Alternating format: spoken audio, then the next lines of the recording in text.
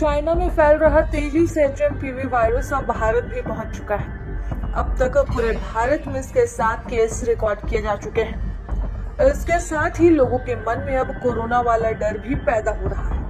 लोग सोच रहे हैं कि आखिरकार ये वायरस कोरोना की तरह ही खतरनाक है क्या इस वायरस का इलाज भी कोरोना की तरह होगा, या फिर आपके मन में यह भी सवाल होगा कि क्या ये वायरस कोरोना की तरह जानलेवा भी है।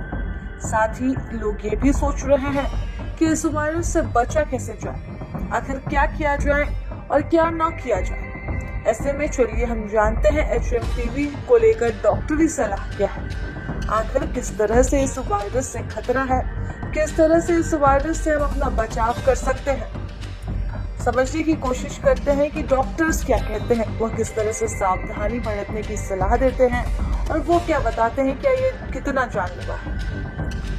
पुणे के बीजे मेडिकल कॉलेज में माइक्रोबायोलॉजी के प्रोफेसर डॉक्टर राजेश कार्यकांते इस वायरस के बारे में कहते हैं, हमारे शरीर में समय के साथ वायरस की मौजूदगी के हिसाब से खुद को ढाल लिया है।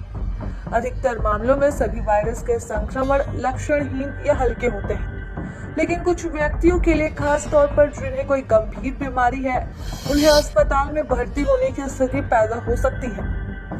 कोविड-19 के विपरीत एचएमपीवी वायरस लंबे समय से मौजूद है और इस बात का कोई सबूत नहीं है कि यह भारत में पहले की तुलना में अभी अधिक तेजी से फैल रहा है। मैक्स हेल्थ केयर के डॉक्टर संदीप रुधिराजा का कहना है, डायबिटीज, हृदय रोग या किडनी फेलियर जैसे मौजूदा स्वास्थ्य स्थितियों वाले बुजुर्ग व्यक्तियों को विशेष रूप से सावधान रहना चाहिए। इस वायरस से वयस्कों में हल्के लक्षण दिखाई देते हैं और बुजुर्ग रोगियों में गंभीर लक्षण विकसित हो सकते हैं। एम्स नई दिल्ली में मेडिसिन डिपार्टमेंट के असिस्टेंट प्रोफेसर डॉक्टर नीरज निश्चल का कहना है, सबसे पहले मैं कहना चाहूंगा कि इसकी तुलना कोविड-19 से न करें, क्योंकि कोविड वायरस पूरी तरह से एक नया वायरस था और हम में से किसी के पास इसके खिलाफ इम्यूनिटी नहीं थी। लेकिन एचएमपीवी वायरस 2001 से ही हमारे आसपास है और इस बात के सबूत भी है कि यह वायरस 1950 के दशक के अंत से ही हमारे साथ है।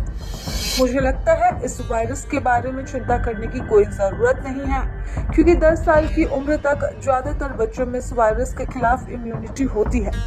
इसलिए मैं जो कहने की कोशिश कर रहा हूँ वह यह है कि कोविड-19 एक बिल्कुल अलग चीज थी और यह वायरस अलग है। यह कोई नया वायरस नहीं है और मुझे नहीं लगता है कि हमें इस वजह से घबराना चाहिए। आईसीएमआर के पूर्व head scientist doctor Raman Gangakhedkar का कहना है, माना जाता है कि एचएमपीवी हमारी खोज से पहले दशकों, संभवतः सदियों से मनुष्यों में एक दूसरे से फैलता रहा है। उस समय अच्छी तकनीक और उपकरणों की कमी के कारण इसकी पहचान नहीं की जा सकी थी। यह आमतौर पर छोटे बच्चों को प्रभावित करता है और अधिकांश मामलों में हल्के सांस संबंधी लक्षण पैदा करता है।